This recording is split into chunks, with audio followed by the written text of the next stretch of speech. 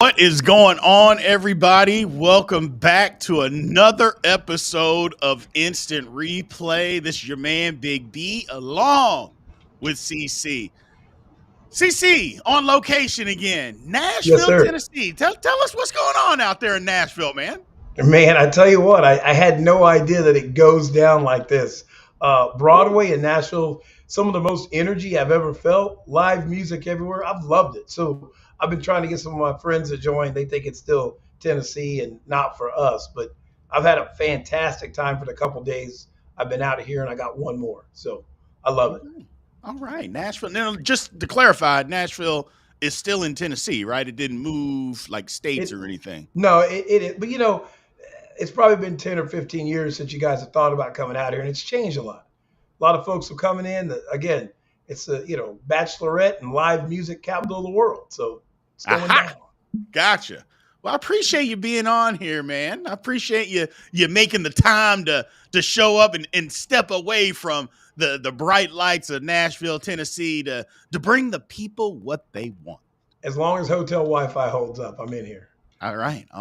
Speaking of that, how's your week been? What's been going on? Besides going to Nashville, how was your week, man? This is second week of being a grandpa, so that's highlight number one. And then number two is NBA playoffs, man. This is my time of year. I can't get enough. Right. I've just been flaming people online about the whole Mavs meltdown. So this is my time of year. So I love it. Great week. I gotcha. Absolutely.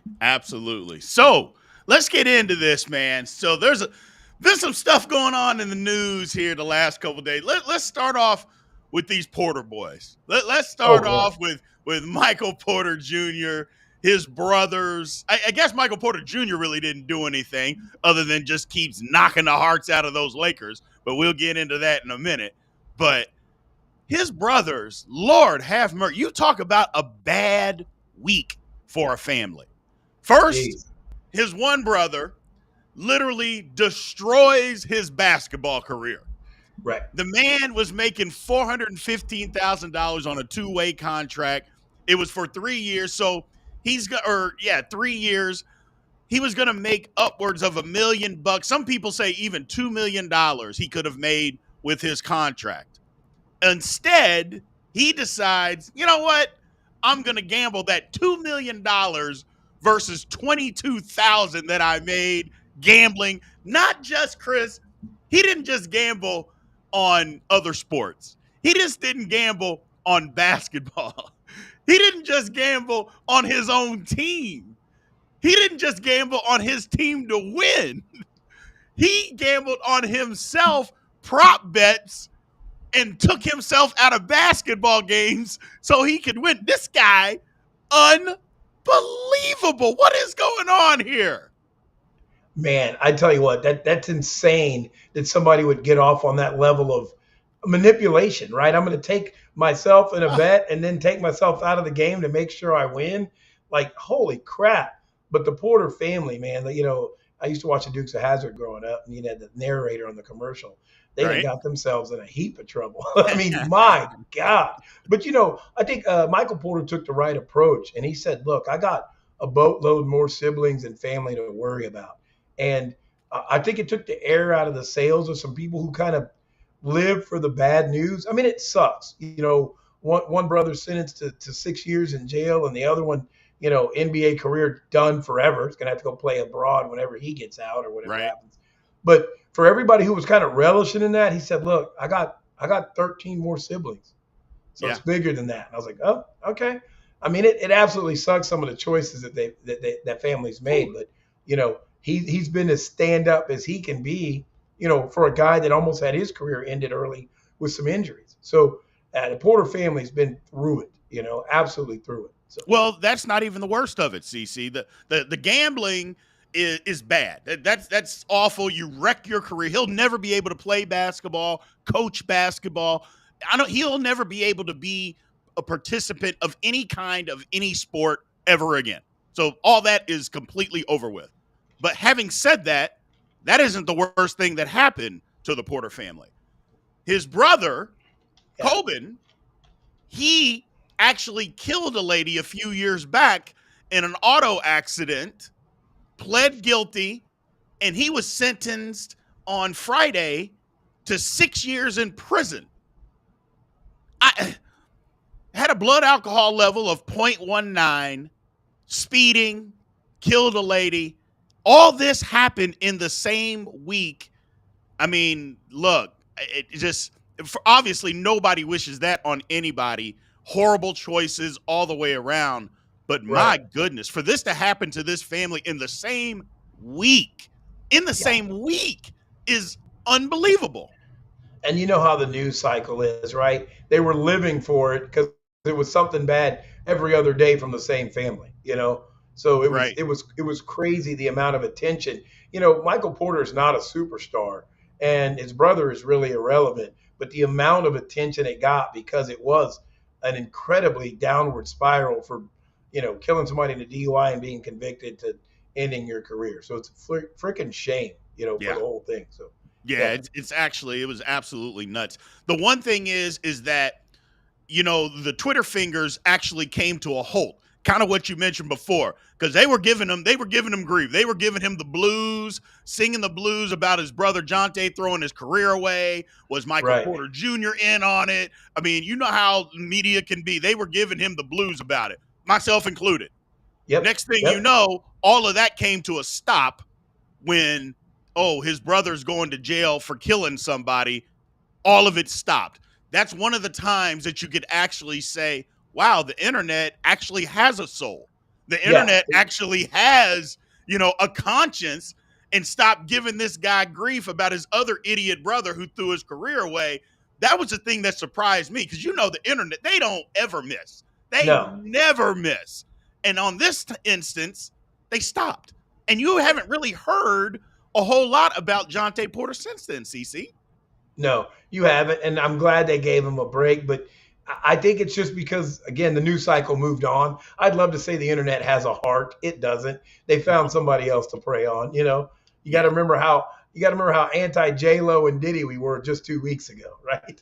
Well, I don't know that we're still not anti J-Lo, anti Diddy. I mean, there's plenty of things. That Diddy story is not going away, by the way. That's not going away. I know he wishes that it would go away and something else would come out. It's not going away. There has been nothing that has happened that has been worse than what's going. Well, I take that back. There may have been some stuff that have been worse, but nothing that has been so bad to take the attention away from Sean that's what happened. Puff Daddy Combs. That's what happens when you get that big, right? Is nothing's big enough to take you off the limelight. Yeah. And going back to Michael Porter, like I said, thank goodness he wasn't a superstar. Oh, it'd have been horrible. He's a role player on the championship team, but if he was a superstar, you know, they would have had a feast. This is 2 weeks worth of articles, right? Like Darren was talking about, the dinner table at Thanksgiving for the Porter family, we'd know every member and their whole background right now. So and that's the thing. Well, first of all, think about this. He's a role player. He's got a $179.6 million contract for a number 3 guy. That's the kind of contract. That's what's going on in the NBA right now.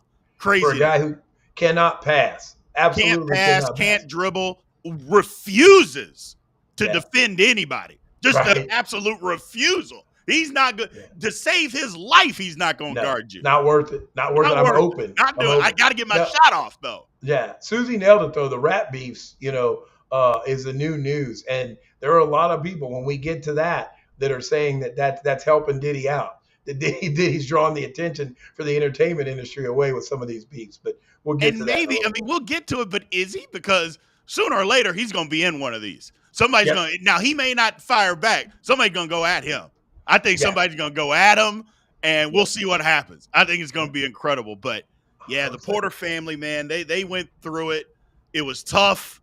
Michael Porter looks like he's coming out on the other side, though. Again, he's in the middle of the playoffs. He's a key figure in the middle of these playoffs, and he's just snatching the heart out of the Lakers' life. He's just snatching it right away from them. We'll get to that here in a minute, though. Yeah. So There is we'll an move on. insane First, there is go an ahead. insane comment about him being the best third option in the league, and that's insane. I mean, in Milwaukee, it'd be Chris Middleton as your third option, right, on a healthy Milwaukee team, and then in Boston, it's Chris Stapps who's playing lights out this year. So Buddy's insane. We'll leave him on that one when we get off the Michael Porter comment. That's crazy. I mean, So, again, another example. The internet, they will say anything. yeah, They'll I mean, say it's anything, do he must anything to have. be relevant. Yeah, Unbelievable. that's crazy. We'll see you later. Bradley Beal somehow is out there playing Yeah, basketball still. right. They're not going to count him. Unbelievable. I mean, I saw James Harden and Russ Westbrook cook up the other day, and I just guess they cooking. don't count it. Just cooking. Just cooking. Yet they don't exist. Boy, I PG-13 mean, doesn't either. that is definition. Prisoner of the moment. Just because we brought up his name. What are we doing? Man, I guess that's a young man's game. Whatever. What you got next for us, man? Let's see. So, franchise quarterbacks coming up in this NFL draft. Look, first off, CC, they do this every single season, and it drives me insane. Every year after the season, somebody goes flying up the draft board that we haven't been talking about in the first round, haven't been talking about in the top 10. All of a sudden, somehow, the tape that we've watched all year long is different after the draft. Somehow that they doctor up that tape, that game film, and now it's a different thing that we see after the draft. Somehow those guys get better, and some of these other guys get worse. I don't know how. Every year we see it, and this year J.J. McCarthy somehow has risen up and is all of a sudden this great quarterback that not a soul on earth actually saw while he was playing football. Now all of a sudden, top 10. Top 5. Unbelievable. They got to have their narratives to shake up the draft. But like my favorite phrase from the time we were in Manhattan, Kansas, Big B, was one of our teammates says, "I don't care what the film says." It didn't happen. And I'm like, man, the film pretty much captured exactly what it is. But that's what the draft always does every year. They try to get us to believe the film isn't the film. And the guy fumbled and it hit him in the face mask. And he said it didn't when we saw it on film. For those of you guys that want to go back to 1998. But I digress. So my favorite phrase. But no, absolutely. I saw nothing from J.J. McCarthy that says he's a franchise quarterback. I saw nothing that says he's a winner, that he's clutch. I don't see anything in his stats or measurements that have noticeably changed in the last 6 months. So I don't know. And that's not the only one. There's a lot of guys. And I think they're just trying to, because the quarterback play was absolute garbage last year, I think they're just trying to get us excited. Right? They're trying to tell us that there's a CJ Stroud out there, just in the wait, and there's not. These guys, 3 out of 4 of them, I think, are going to be hot garbage, of a Baker Mayfield level pretty quickly. Well, here's the thing. At least CJ Stroud, it was a debate on whether he was going to be drafted number 1 or not. There was no CJ Stroud coming from the boondocks, and all of a sudden here he is, as a surprise draft pick. It was a debate over him and Bryce Young. Now we've got, well, first off, let's just go down the list. We've got Caleb Williams. Everybody is mad about Caleb Williams because he paints his fingernails and he wore a dress to take a picture in. If he can decipher information quickly and throw the ball where it needs to be thrown, I don't care what he does. I don't care about any of that stuff.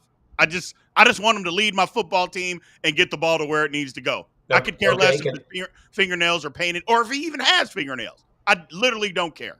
I'm going to go one sentence apiece for these guys for you, so you got the time because I know this is your arena. Caleb Williams, does he have that dog? He doesn't. Yeah, he's not. I don't think he does. I don't think he Why? does. I think nothing he showed. He's one of those guys that's great when he's ahead. We've all played with that guy. He's in the huddle. He's first in. He's yelling and screaming when they're ahead. But the minute you get behind, he hangs his head. He checks himself out of the game. He fakes an injury. I'm not saying he's done any of that, but he doesn't look like he's got it. He doesn't pass the most basic eye test of does he have that dog. Well, I mean, hold on a second. I mean, the eye test would be, can he throw the football straight all over the field? That's number 1. Yes, he can do that. Number 2, does he decipher information quickly? Yes, he does that. What else are you looking out of your court? Now, you want him to be a leader. Well, okay, fine. would be the only question that I have is, can he be a leader? But you haven't heard anybody come out and say, oh man, this guy, he's a dick. Like you haven't heard anybody come out and say that. I mean, so and if what are they we looking did, for? if they did say he was a dick, I think he might have that dog in him. They said, you know what? Caleb went in the locker room. He was fired up. No, their question is leadership skills because he seems to only lead when things are going well. Leadership is, I mean, I need the old George Washington on the front of the boat with the periscope. It wasn't a periscope, but you get my point. No, it was not. And it was George Washington, not Jordan. George Washington. Yeah, sorry if I didn't say that.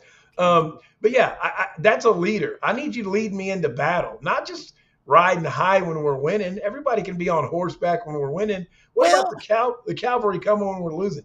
I don't think he has that dog. We'll be on here 5 years from now saying, where was he? I'm calling it. I don't know. I mean, I get what you're saying, but the guy cried after a game that he lost that he was trying to win. Some people look at that as a bad thing. I'm like, we've seen grown men cry on a football field. We see it all the time. Yeah. Now, all of a sudden, he cares too much. Well, he cried to his mother.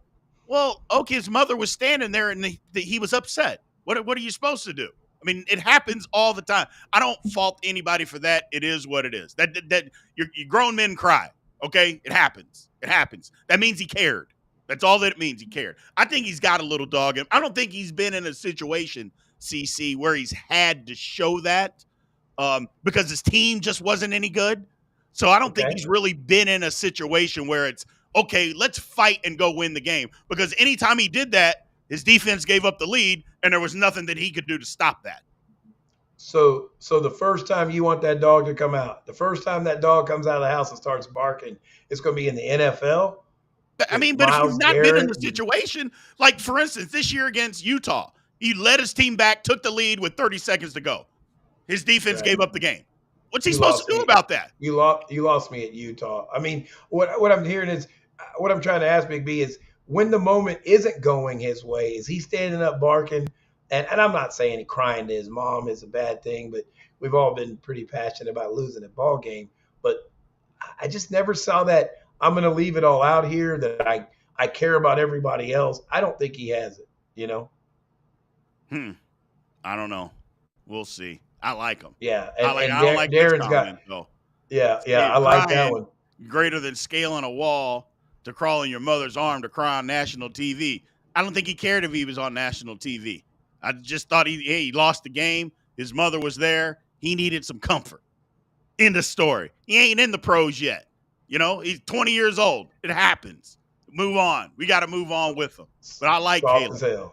Next quarterback, I believe. Now, this is where a lot of people differ. I think Drake Maye is the next best quarterback. The reason I believe that, and I'll just go to the third quarterback, because I think Jayden Daniels is going to be a bust. I think Jayden Daniels is going to be an absolute bust. I think Drake Maye can play some football. He wasn't on the greatest team at North Carolina. He wasn't. They weren't great. But I think he can play some football. So, and I think, if I'm not mistaken, me and you might be in agreement on Jayden Daniels that he's not going to be able to play some football. No, on the Drake Maye, man, he's big. He's physical. He's the prototype. I think he's going to be better than they think he is. I don't know. Franchise quarterback or, eventual Super Bowl champ, whatever, that may be a little much. But on Jayden, great athlete, doesn't translate always. And I think he's going to be one of those guys that doesn't. And I know the minute you come for the athletic quarterback, they think you're driving some narrative. And I'm not driving that narrative. I'm saying I don't think he translates well. And I didn't play the quarterback spot before everybody jumps all over me on YouTube. You don't have to, though, Chris. But I don't think it translates. And so he's going to be a great athlete. He's going to be a Tyrod Taylor. There's a million of those guys that are backups on teams for 20 years. He'll be my age and still playing in the league. But I don't know. Something's got to change with the way he delivers the ball. I understand. We can count the rotations. We can look at the velocity. But the way you stand up and deliver it, when these guys are getting paid $40 million to get open and get some separation, I don't know. It doesn't have the pop I want to see. Well, there it is. Here's the thing, and I'll put this poll up as we're talking about this here. Which quarterback is most likely to bust? No Diddy. Gee, many Christmas, no Diddy. Hella pause. What are you talking about? JJ McCarthy, and Drake May both tied Michael Penix and Jayden Daniels. Jayden Daniels got none, and both of us think he's going to be. Look. So let's talk about Michael Penix. How's Michael Penix going to bust when nobody has him? Pause. When nobody has him in the top 5, right? Yeah, Nobody has I mean, that's the thing. It depends on where a guy gets drafted. Because if you get drafted at the end of the first round or in the second round, are we really thinking that you are an NFL bust? I don't think that qualifies. I think a bust has got to be a top 10 pick that Top guys 10 think pick. you're going to be great. And if you're in the top 10, and for instance, Josh Rosen would be a perfect example. He fell. People thought he was going to be the number 1 draft pick. He fell all the way to 10 to the Cardinals. He was horrific. Absolutely. Yeah. That's an NFL bust for you right there. Yeah. That's what I'm talking about. But I thought Penix showed an incredible amount of heart. And I think another thing, other than draft position, is where do you go? If you go to that team that's just a quarterback away, it's easier to say you're a bust. If you go somewhere, no matter where you get picked up, and that wasn't the only problem, you can kind of wallow around. It's harder to label that. But, we got a comment here that I don't want anybody laughing while we're losing. That was another Caleb Williams knock when I said he didn't have that dog. So good reference, Pops. But yeah, no, I think Penix is better than we thought he was going to be. Definitely over J.J. McCarthy and over Jayden is I'd take Penix because I think he's strong. I think he's got that dog. He may not have as many years left because he's 24 graduating college, but I think Penix. I like Penix. I'm not sold that he's going to be a great quarterback. I think he can be serviceable, but I think we get spoiled with people like Patrick Mahomes thinking that everybody has to be him. And if you're not him, you're not any good. I think you can be a serviceable quarterback for a decade in this league. That means, to me, if you play a decade, that means you were very good. People can get on Dak Prescott all they want. Dak Prescott, while, he doesn't win in the playoffs, but there's probably 20 teams in the league, at a minimum 20, that would take him to be their quarterback right this very second. This second. And he was a 4th-round pick. So it's not always where you get drafted or the number that you get drafted. It's just like you said, it's what franchise, because that's another knock on Caleb Williams. When's Chicago last time drafted a quarterback that was any good? Right. I mean, never would be the answer. That they've drafted a quarterback, developed him, and he stayed there a decade and he was good. That's never happened. So it's going to be tough. That organization seems to be snake bit, but we'll see. Yeah. No, and I tell you what, the big key for Michael Penix is if they get him some shoulder pads that fit, watch out. He's done all this with some shoulder pads that are riding high. Guy's pads are up to his ears. I was blown away that they never found something that fit. Nobody has traps like that. So if he gets him an equipment manager, gets him a Scotty and gets his pads right, look out. Penix's arm talent's going to go through the roof. It is wild that in the NFL, it seems like quarterbacks, their shoulder pads aren't that big. In college, those things are like mountains. It's absolutely unbelievable. Yeah. I mean, shout out to the equipment manager for being able to stick the landing on those. Those were like the backup kicker's pads. And it's like, you look all right. They're a little bit too big. I get it. I like Penix. J.J. McCarthy, I'm 100% out on. We haven't seen anything. Like I said, nothing that we have seen has changed. His coach trusted him so much that in the second half of a football game, in a tightly contested football game, they allowed him to throw 0 passes. Not 5, not 10, 0 against Penn State in the second half. That is how much their coach said, hey, we love this guy. He's a great quarterback. And I don't want to hear about the nonsense about, we were just running the ball. We want to be successful. Yeah, they weren't being that successful running against Penn State. No. Penn State just couldn't score. I go, but to throw no passes, CC, 0? And this is supposed to be my franchise quarterback. Get out of here. I don't want to hear it. You know where he's a good fit? Where's that? New England. He can go from one coach that was cheating to another one that was cheating, And maybe that is where he – well, you're right. Well, his protege was there, and that's who the head coach is. So, yeah, you're right. He works best in a system where they're stealing signs and plays and Apple Watches and videotaping and deflating balls. Pause. Yeah, So yeah. I'd be interested to see. I like Caleb. I like Drake May. I do not like Jayden Daniels. I definitely don't like JJ McCarthy. Michael Penix, I'm iffy on. And then the last one, Bo Nix, I'm like, yeah, you can miss me with Bo Nix. I just, yep, I don't, Bo Nix, we saw him against about as good a competition in college that you're going to see besides the NFL. He played in the SEC for 3 years and he was terrible. He was absolutely terrible. So then he goes out to an Oregon offense where they played zero defense out in the Pac-12, and then he played pretty good. I go, but we saw what we needed to see out of him when he was playing against real good competition.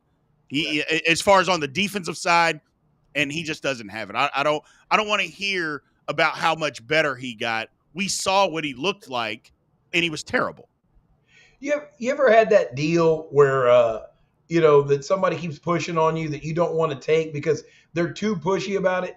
Hey, just Yes. trade me this, and you're like, something feels off. I feel that way about McCarthy and about Bo Nix. It's like people are too hot on him, and I'm missing it, so I'm out.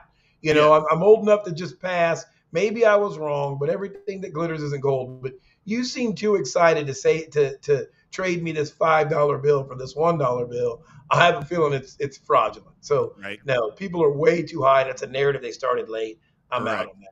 Well, you're right. I think when you were hitting on something at the very beginning, when you said quarterback play's been so bad, and that's why we're begging for it. This comment right here by Buddy Claiborne kind of explains exactly what you're talking about.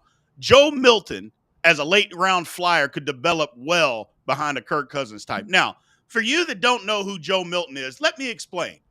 The man, first of all, the guy can throw the ball 100 yards. He's got that kind of arm. He can throw it 100 yards. However, he lost 2 jobs in college, one at Michigan and one at Tennessee, because while he can throw the ball 100 yards, he can't complete a 5-yard slant because he's one of the most inaccurate passers maybe in the history of college football. This is the type of stuff that take a late round flyer on this guy. Why? He can't complete football passes. He doesn't belong as he needs to be a tight end. He can't play quarterback in the NFL. But these are the guys, CC, that we're throwing out there. And look, somebody takes a late round flyer. You know how that football works. A couple guys will get hurt. Give it week 12. He'll be the starter out there going 6 for 22 for 11 yards. It's absolutely incredible. Well, one of the things is, I don't know where, and maybe it's just the instant gratification society we live in, where poor quarterback play, everybody's trying to get lucky in the draft. There's no quarterback development. We wrote off like 15 quarterbacks last year. Wrote them off.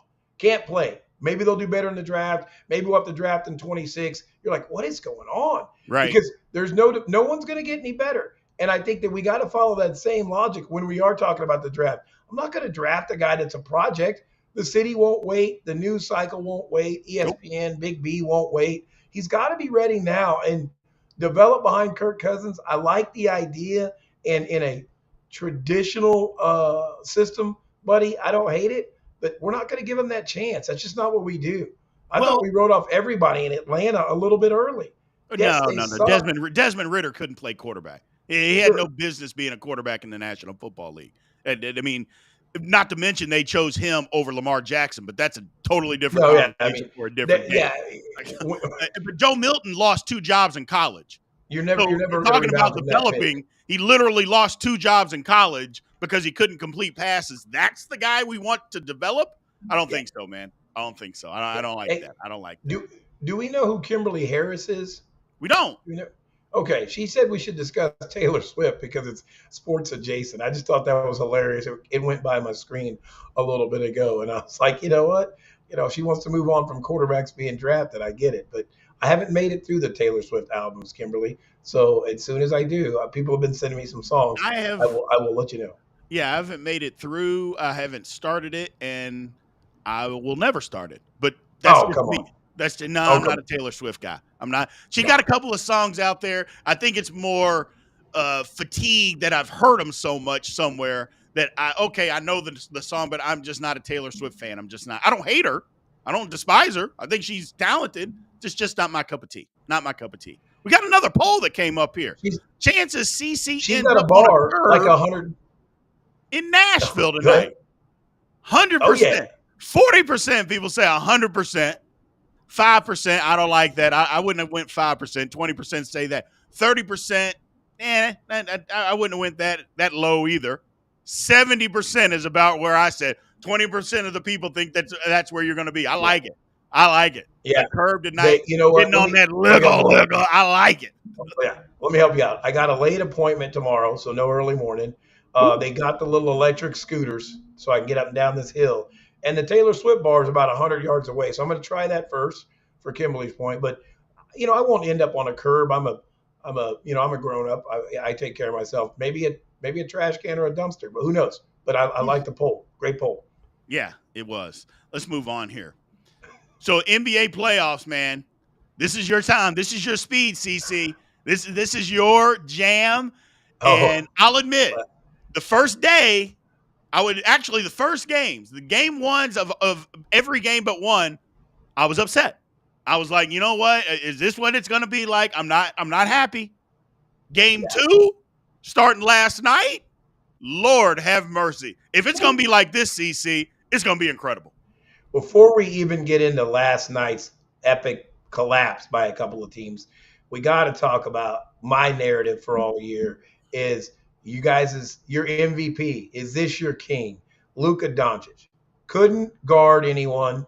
A bunch of empty stats. 33 points he scored. Everybody's in my feed. He scored 33 points. He scored it when it didn't matter. They were getting their ass kicked the entire game. The guy is a liability on defense. He holds the ball for 22 seconds out of the shot clock and doesn't make his team any better. They're playing him like they did James Harden in Houston, where you can guard a guy by standing behind him and taking away the step back because he won't shoot a layup. It's insane. And he won't get that fixed. That's a basketball thing, though. That's a cultural basketball thing now. Guys won't shoot layup. That's not a Luka problem. It's a Luka problem when it's that easy, when they're standing behind you. Look, he got bludgeoned by a Kawhi-less Clipper team. I don't want to hear it. Everybody jumping in there saying, Hold on. It wasn't he that got bludgeoned. The Mavericks got bludgeoned. No. He got bludgeoned. He didn't show up till middle of the third quarter. Okay, I'll buy that. Kyrie showed up. I mean, but the Mavericks. I'm done here. They only scored 30 points in the first half. You're not beating anybody in the NBA if you're only scoring 30 points in a half. That's just not going to happen. Let's go to anybody else. If you only scored 30 points in the half and you've got LeBron in his prime, we're blaming LeBron. You got Michael Jordan in his prime, 37 a game in the playoffs. It's MJ's fault. What other team do we give him a bye? He led the regular season in scoring. That was everybody's defense to me that he should be in the MVP running. Well, when you only scored 30 and a half, man, he's almost averaging a triple-double with the assist. He didn't get anybody else involved. I didn't see that stat come up with how many points he was accountable for until late in the third quarter. So that narrative is bunk. Until he changes a couple things in his game, he's just a regular season stat stuffer.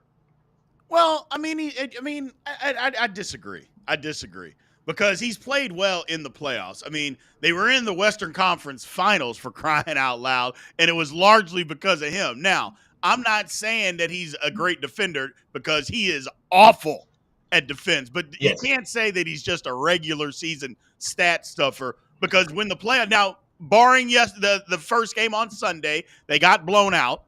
But when push comes to shove, Luka shows up in the playoffs. He just does. Okay. I mean, that's just a fact. I'm not saying they always win because they don't have the best team, but in the playoffs are here, he shows up. Well, you said they don't have the best team. Everybody in my feed says, after the trades, they got some rim protectors. They got some defenders. Look at their record since the trade deadline. Everybody's saying he has the best team. And I was like, okay, they're fifth. Well, they just got beat by the fourth team. I mean, if you're talking to Dallas Maverick fans, I mean, what are they're going to say that.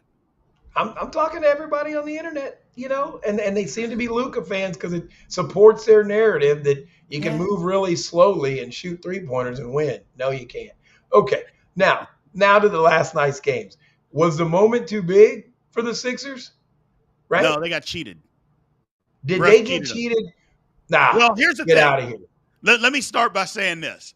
The Sixers, first of all, call timeout. Kyle Lowry's been in the league 100 years. You take the ball out of bounds. You know that you can advance it. Call a damn timeout. That's number one. But that Okay. doesn't excuse the refs not calling 2 fouls on the play. Not to mention, of course, they come out today and say, yeah, we blew it. He got hammered twice and we didn't call it. One of the times he got thrown to the ground, but we're not going to call that. We're just going to let it go. So yeah, they got hosed. Should they have gotten the rebound on the missed 3-point attempt? Absolutely. Well, you gotta get the rebound. I don't care what happens. But 2 things can be true. They got hosed. What's your take on that? Well, there's 3 things that can be true. Number 1, you can't win. You can't shoot the ball if you don't have the ball. So rebound, right? Number 1. Number 2 is you don't want to put the game in the refs' hands. So it shouldn't have been that close. Who I had for my regular season MVP, barring injury, he's not as dominant as he used to be. And there's no structural damage to his knee. He's just got to get past it. I get it. He grew up playing soccer until he was 15 or 16 or whatever it is. He scored 35 points. What are we talking about? Did he score the 35 when we needed it? Was he dominant down the stretch? He couldn't move. He can't jump more than 1 foot off the ground. But you're telling me that a man scored 30. The only reason they're in the game is because he scored 35 points. If he has 25, they get blown out. Well, so first things first, Joel Embiid may be the worst passer in the playoffs I've ever seen. So he may have scored 35, but he should have facilitated even more. Second of all, I don't think I can reliably go to him on the block and get a bucket. I think he's going to want to shoot a 3 when he's tired. He's not in good shape. And let's be honest, half the people in this chat have had a meniscus surgery. Okay, you're playing for $30 or $40 million. Let's go, buddy. It's structurally sound. I get it. You don't want to land on it. Are you hurt or are you injured? Injured? Let's get him off the court. Hurt? I don't care. Let's go. And I think that Joel 35 points. Yeah, not when I needed it. Not when I needed it. So yes, Maxey got hammered. Nick Nurse. First of all, they were up 5 points with 35 seconds to go. I mean, they're up 5 points. A guy made a 3 where it hits the front end of the rim and somehow bounces up and in. Now, I know Papa Claymon can do that because he was a knockdown shooter. He had that soft touch. I could do that. I had that soft touch back in the day. You know what I'm saying? I still got that soft touch. You ask the right people. That's a different conversation. Having said that, okay, so they made a lucky 3, and then they get thrown to the ground, and you're blaming. I don't see how you blame them, CC. Sixers got jobbed. They got jobbed. I don't think it should have ever got there. Yes. Do I think Lowry should have called timeout? Yes. And did I think Maxey should have grabbed the ball? Did I think they should have rebounded? But, man, they're 0 for 3. Do you want the refs' call to be that valuable? I'm sorry. They were only up 5 points. It was a nip and tuck game the whole game. What do you mean? I understand. Should it be? Well, I'm sorry. The New York Knicks are down one of their stars. My son used to get robbed in rec league basketball games. And I'm like, the guy's getting paid $20 to ref this game. Why is it in his hands? But he threw the guy to the ground. I mean, I could see if he missed a layup or, he was dribbling and a guy reached in or something. He literally threw him on the ground. I mean, that's a foul at every level of basketball. I agree. I don't get it. We're going to move to the other game that they're blaming on the refs as well. I don't know. I don't know how you blame that game on the refs. I don't know. The Lakers gave the game away. Yeah. I don't know how you. I'll give you one. I'll give you one. I can't give you both. So if you've got to have the Sixers were hosed by the refs, then I'm going to say the Lakers gave it away, and not the Lakers collectively. I'm not a LeBron GOAT debater. I think he's in the conversation. He's playing at a super high level. The guy and AD showed up, so it's not AD's fault. But the rest of the Lakers absolutely sucked. And yes, I think LeBron is greatly, regretting the decision not to trade D'Angelo Russell's dumbass. And last night he was okay. Snitch Russell was cooking. He was cooking last night. If you have to just say he's okay, you're already excusing what we all know. The guy's a liability. He's a freaking head defense. Yeah. Earlier, Tyke Stone asked me to name some names. There was a fullback in our meeting room back at K-State. He said we used to always say he was a head case. D'Angelo Russell is a head case. He's the Greg Borders of the Los Angeles Lakers. I mean, it's insane that we accept him to be okay. And we're like, that's a good day. He didn't throw the ball, he didn't airball 6 shots and then throw it away 5 times. It was a good day for D'Angelo. No, he sucks. Get him off the team. I mean, I get what you're saying, but you got to use some context, Chris. He set the Lakers record for 3-pointers last night in a playoff game. I mean, he wasn't bad last night. It wasn't him. How about Hachimura? You played 36 minutes and you scored 3 points. How about that guy? Or how about the great Austin Reeves that everybody always talks about? Out on the court, can't do nothing out on there. KCP has literally put him in a straitjacket and said, you're not doing anything as long as I'm out on this court. Yeah. How about we look at them? He can't do anything. Austin Reeves can eat when he's got a mismatch. Obviously, he doesn't. And shame on anybody for paying him that much money. He was in handcuffs. But Hachimura needs to put that little that little Batman mask back on because he should be ashamed of himself. Yeah, LeBron made all those moves to get him, talked about how talented this kid is, and he's got all the tools.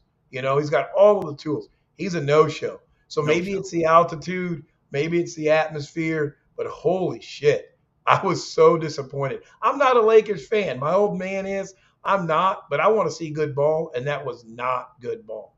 That was terrible.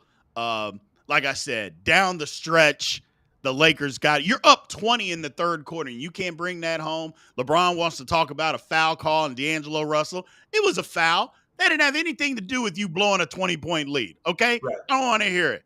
And here's another thing. You talked about Embiid, okay, and you blamed Embiid, which I don't think you should.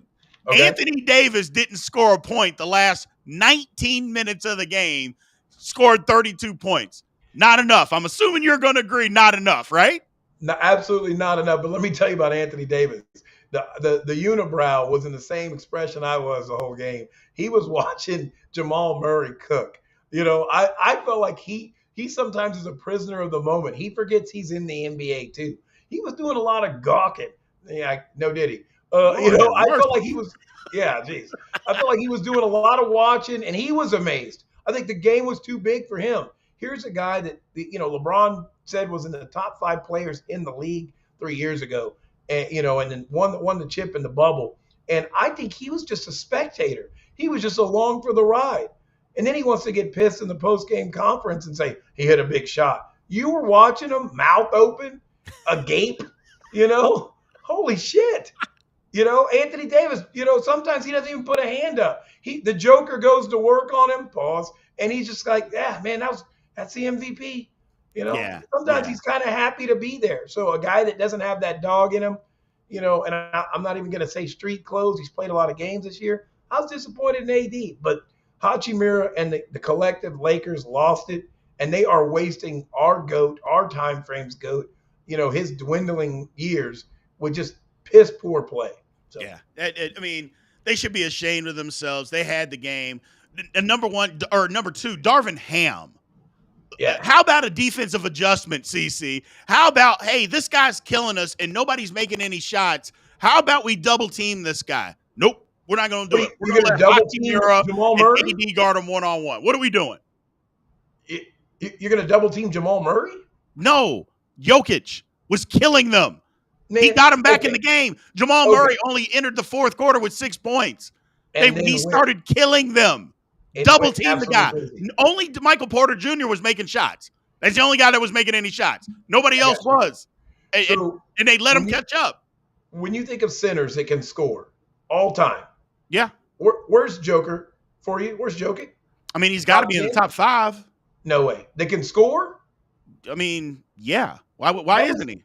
No, that was on the argument this morning, every channel. I say let Jokic one-on-one get 60, get 65. Yeah, but that's not what you asked me. You said, where do you rank him on can score? He can score if you let him. He can't put in 60, and that's what it's going to take to beat me. I'm not doubling him. I'm not turning him into passer. Who's giving you 60? You get what I'm saying. Or I'm 50. Not doubling him. I'm gonna let him get I'm gonna let him give me 40. Jamal Murray is not gonna get these mismatches and come up these screens and get these perfect dimes and light me up with fresh legs in mile-high atmosphere. Nope, Well, Jokic's going to have to carry him. I'm just going to switch out 5 after they get fouls. AD's going to come in a little pressure. Let Jokic beat you. He can. He's the MVP. But death by 1,000 cuts, man. Everybody's a shooter feasting off of Jokic, and I was disappointed. yeah, but that's not I'm what sorry. really happened last night. Last night, they allowed him to score and catch up. When the Lakers went into there, we're going to True. miss a bunch of shots and turn it over, they didn't make any defensive adjustments, and they let Jokic kill him. Sure. And he did. Yeah. They let it happen, and he And then did. At and some then they point, you didn't have go to back say, to him when he was I'm going to make tired. somebody else beat us. No. Well, Nope. they didn't do it, and they lost. I got you. I mean, you got to do something. I mean, they didn't make it. They didn't stop him, and they got caught up, and they got beat. So I would say guys that aren't making shots, I'll let them beat us before I let this guy beat us. And he had 27 and 20 and 10. I mean, what are you going to do? What are you going to do? I know. Ty has a question on it. We got to move to the other series because those are the ones getting all the headlines. What do I think of SGA as MVP? I mean, I think there was an argument to be made for that. I wish they would stop the regular season MVP voting a little earlier. I really do.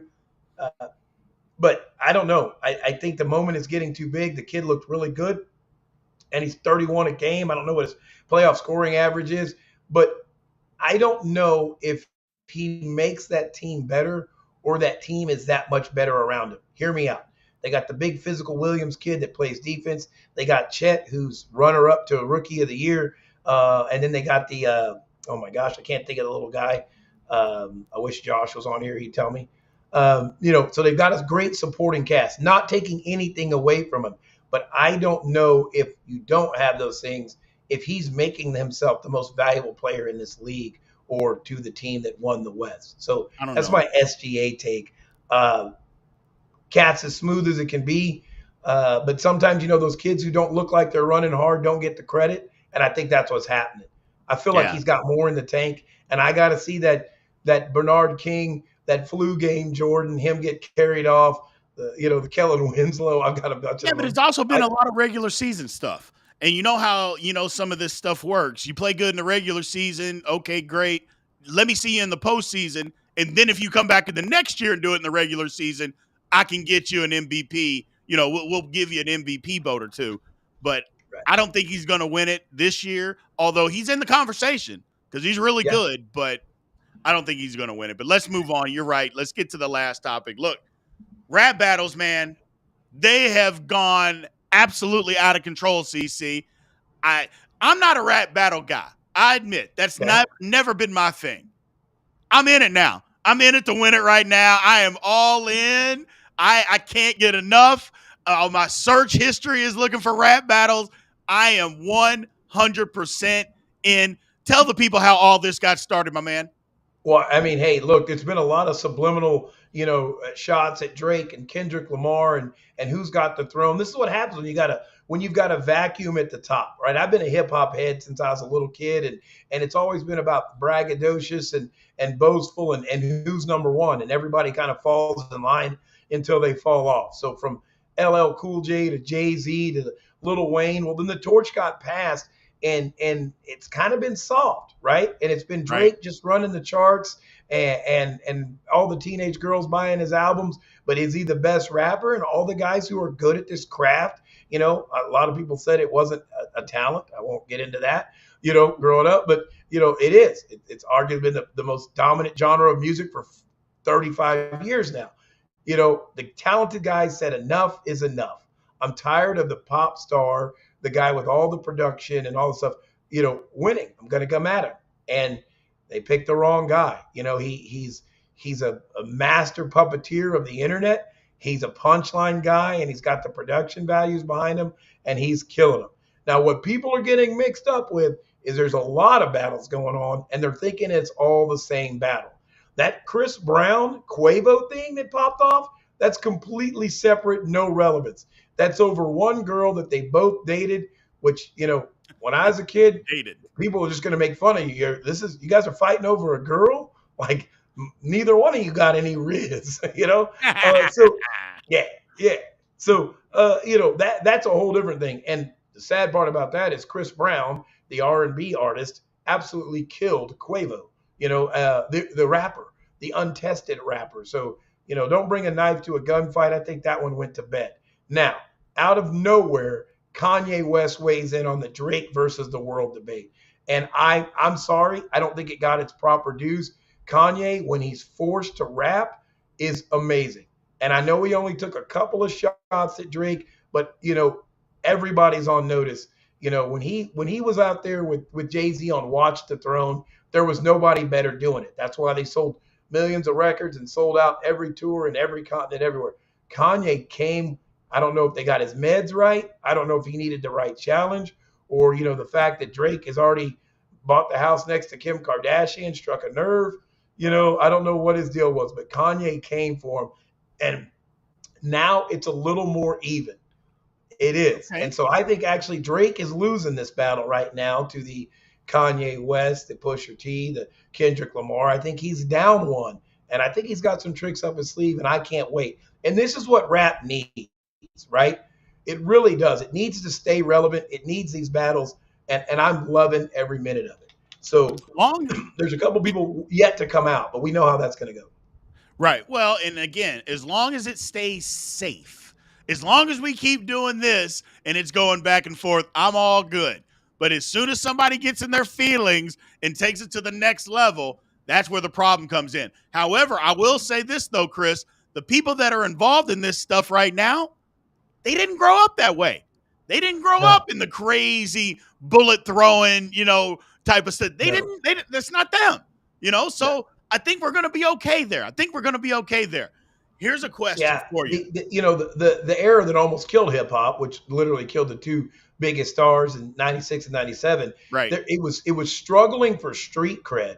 And everybody blames rap, but rap or not, street cred is asinine. There's a lot of folks that are giving some people some good advice. Why do you want to stay relevant in a place that's known for violence and poverty, right? I know that's where a lot of style comes from and a lot of substance comes from, but I don't have to stay there.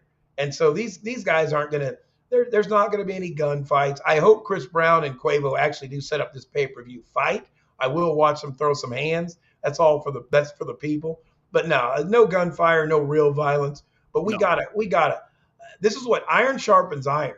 As much as I love to see Taylor Swift dominate the charts and Beyonce go country, what I love is everyone will love a great Drake battle reply. Everybody will love a Kanye album if he goes back to rapping. This. I understand he lost his mom and he had a church album and then he lost his mind and he had 3 albums called Vultures. But if he goes back to rapping, I'm here for it.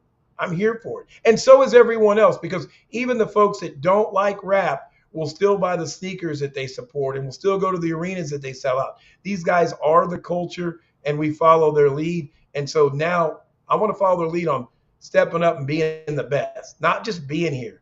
I think putting out a meh product is the problem with the world, and they've been doing it too long. Yeah, well, I'm with you on that. And here is somebody beat me to it. My man Kato, I'm waiting for Eminem to chime in and just stir the pot. I was literally going to ask you. There's 3 people that nobody have come after. Number 1, Jay-Z. Number 2, Lil Wayne.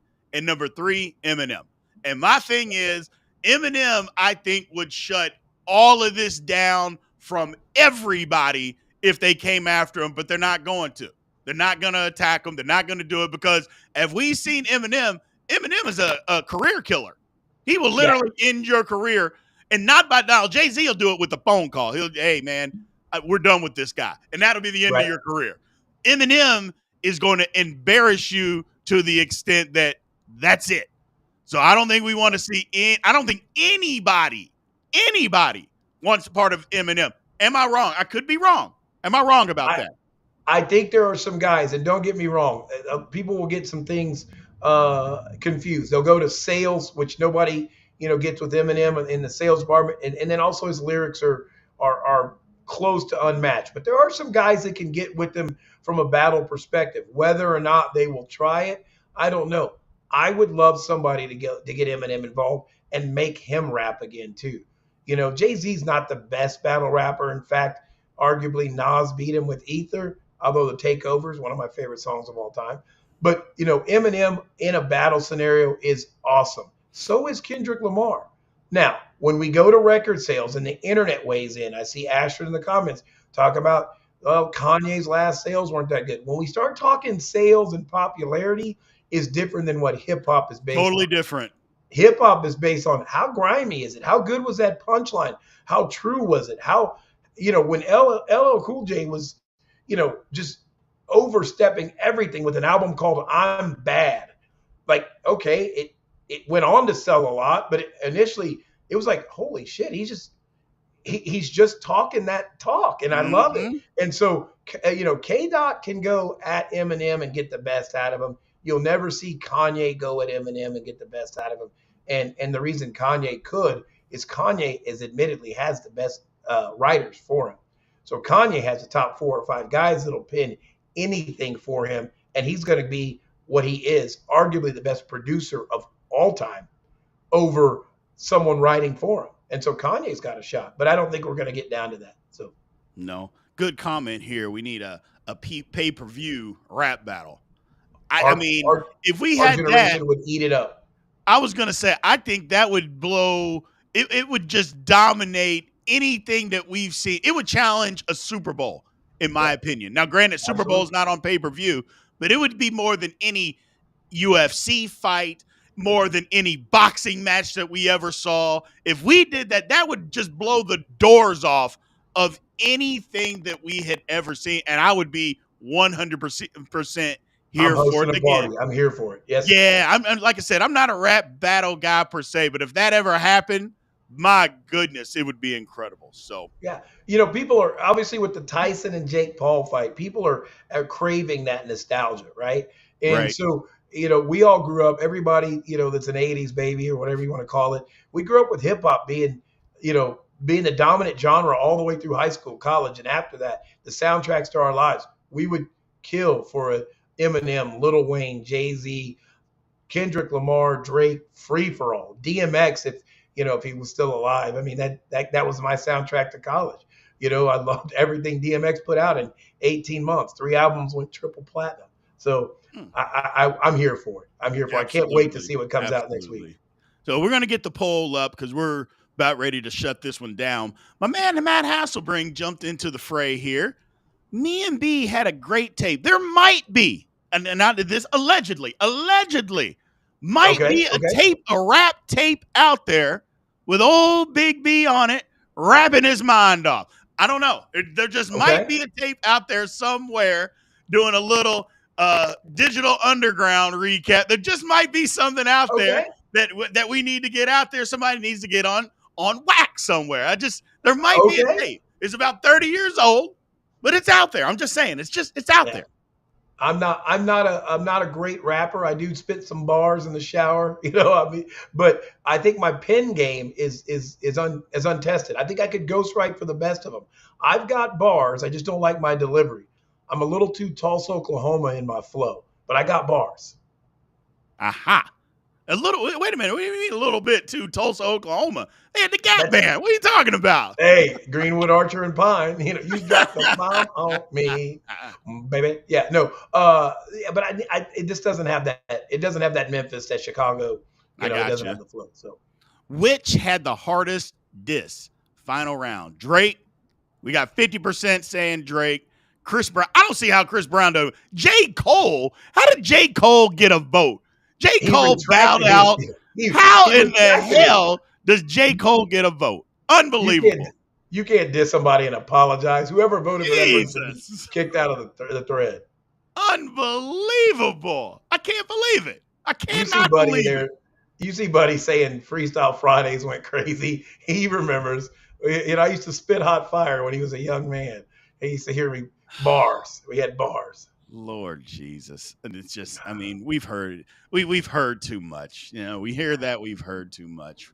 Well, hey man, I appreciate everybody being here again. We went a little long today, but I think we had fun. So I appreciate everybody sticking around as long as you did. Remember to always like, follow, subscribe, and also hit the notification bell to let you know when we come on. More importantly, make comments on the actual video. That's what really helps us the most outside of the live chat. So you get a chance, go in and make some comments. We appreciate it. Thank you guys for joining. We will be back next week. CC, you gonna be on location next week? No, I'm gonna be back in Dallas next week. And Back you guys, in I don't think we got the poll that who won the today. Yeah, we don't need to bring it up. It Go- didn't come through, so I don't think we need to put it out there this week. Jump over there on YouTube after the live. Oh my God, somebody put it up. But what is going on here? Oh my goodness. Yes, sir. Yes, sir. I'm about to be out on Broadway till 2 a.m. It's going down. Nashville picks coming to everybody who's in my contact list. Unbelievable. All right, people. We appreciate you all joining. Thank you guys for taking the time. We will see you next week, man. Aloha. See you guys.